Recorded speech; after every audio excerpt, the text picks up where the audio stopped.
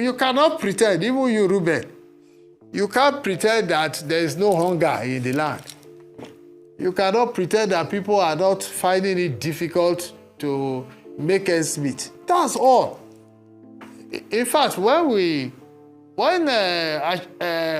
Tinubu called us to support him, he promised to make food cheap. You know, at that time we were being insulted. We are Agbadorians. We are this, we are that. You know. So we told him, we said, let us just produce food. And that's what he promised us.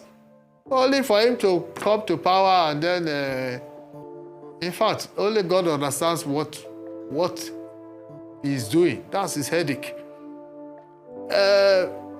I'm not leaving my party for anybody. Not at all. But I'm certainly not supporting him for 2027. And I'm going to make sure, going to gather with, it's not even PDP people. PDP is just a ridiculous party. They are not serious.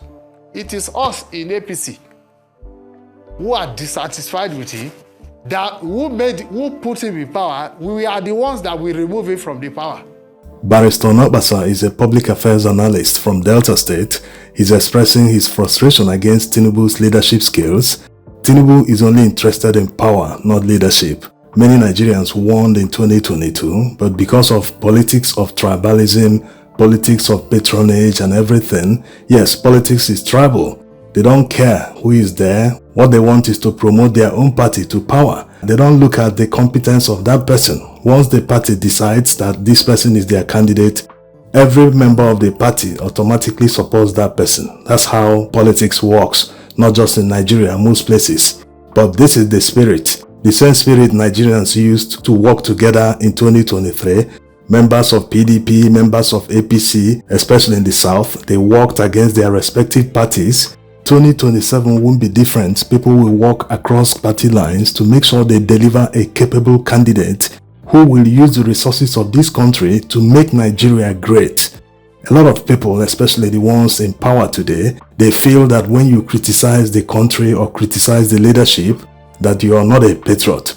But they don't know that it is patriotism that is making people to criticize their own country. If you don't give a damn about goings on in your country, why would you criticize it in the first place? Yes, it's because of that love. You want your country to be a better place. That's why people keep pointing out the errors, pointing out the leadership failures so that they can improve and make Nigeria work for everyone, make Nigeria a better place to live. All these accidental patriots who can't distinguish between loyalty to individual and loyalty to a country. They are two different things. Many of these guys are after what they can eat. Yes, what they can get from the system. That's why they resort to sycophancy, praise-singing people they are supposed to hold to account. Genuine patriots in APC should be asking why Nigeria is not progressing, despite the fact that they have progressives in their middle name. But the country is not progressing under their leadership the past 10 years. Yes, that's the reality. Forget about narratives. They want to convince Nigerians that they should wait for some time before all these failed policies should start to materialize. But even the IMF, the World Bank, all the foreign financial institutions that advise them to implement all these overtaxing, failed policies, of late they have started disagreeing with them. Like the recent World Bank bombshell release that more people will still be in poverty in Nigeria by 2027. So if people let them continue supporting people that impoverish them, they won't say they didn't know in 2025 that by 2027 more people will become poor in Nigeria. Maybe they will be part of the people that will become poorer by 2027. And maybe by that 2027, they will now say, let's give him 4 years. Let him continue what he started. Started what? If someone started by destroying nearly everything that affects your life, you say he should continue doing the same thing? How does that make any sense? Yes, this is the new narrative in town. As the day goes by, they keep inventing new ones. They've been spreading this narrative around town that he should complete what he started. How does it make any sense for anyone? There is nothing he started. He started by impoverishing Nigerians. How can he complete it when already financial institutions are predicting that Nigeria's GDP cannot even cross $250 billion by 2 years? Despite the fact that he met it at over $300 billion, he has practically halved it under 2 years. So all the metrics are there for people to see, but because of the fact that politics is tribal, people will continue doing things they will live to regret, like many in APC are regretting today, especially in the north. Exactly what the barrister said is what many in the north are saying. Many of them don't want to decamp from APC. They don't want to join El Rufai or join Atiku Abubakar. They want to stay inside their parties and work against their own party. Yes, this is the plan of many in the north. Also, many in the north are so loud about not voting Tinubu in 2027, even to the point of arrogance. They don't even need to do this, saying things like no one can become the president without the votes from the north. It is counterproductive. In fact, it repels people from the south. Already, most southerners have a prejudice against the north, that they are power grabbers. They've spent more time in power, yet their people are the most impoverished, their region is the most underdeveloped, and they continue seeking that power. What are they going to do with it? Buhari is a recent example. He spent 8 years in office, a retired army general. He couldn't solve insecurity even in his home state. It's pardonable that he failed on the economy, but what about security? How can a retired army general fail in security? These are the issues. So when they shout no one can become president without the north, they are actually gaslighting people. Yes, many southerners see it as if they are gaslighting them. Look at these people, they want to grab power. So indirectly they are working against themselves, pushing people to the other side, because many will now say, instead of these power grabbers to take back power that they use for nothing, Nigerians never benefit from their leadership, let us give it to this man, a man that is already destroying lives and impoverishing people.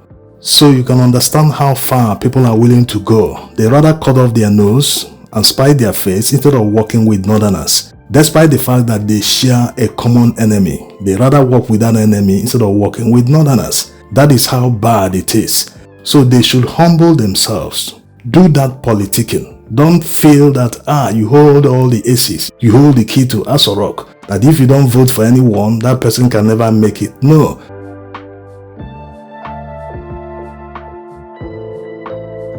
The 2023 presidential election already proved that wrong, especially when more than 2 persons are in the contest.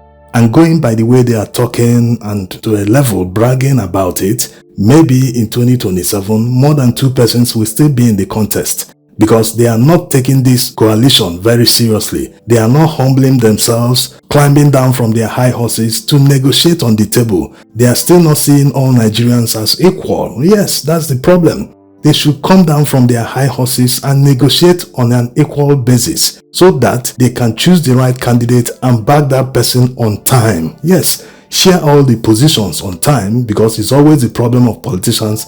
They're always talking about what can I get, what will I be, am I going to be this minister, am I that, am I this. It's always about them. That's why there is this problem in the first place. So they should sort all these out on time, so that Nigerians will know their stand. All this talk, they are pushing people to the other side when they are supposed to be attracting people to the opposition, so that everyone will rally around and form a formidable force to face APC in 2027. Also, they should be aware of their rigging plans. The handwriting is on the wall that they can never win a fair contest. They are already looking for holes to rig the election. INEC is planning on allowing people to vote in the election with only slips that can be printed from their website instead of PVC that is allowed by law. Their plan is to amend the electoral law so as to allow people to print slips from INEC's website, and they will be eligible to vote on election day. The reason INEC gave for this was the fact that they might not be able to print all the required PVCs before the election. So it's a logistics problem. Instead of them to start right now to improve their capacity, if it's a matter of buying more printers or equipment to be able to meet the demand, to print all the PVCs so that everyone that is up to age can vote on that day. Instead of doing all this, they want to push their inefficiency to Nigerians. This will lead to serious fraud. And this might take us back to the years when we used to have millions of votes to presidential candidates in elections. Prior to 2023, all the KKK states, like they are called, they used to churn out millions of votes. But because of beavers and the removal of incident forms, all these states didn't move millions of votes that they used to brag about.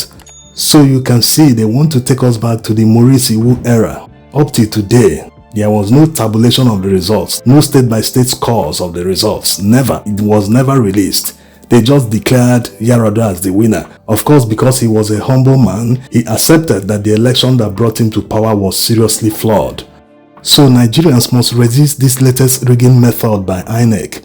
Of course, the APC-dominated National Assembly will jump at approving and amending this law because they know it will guarantee they will rig and win the election and continue their stay in power. Thanks for watching.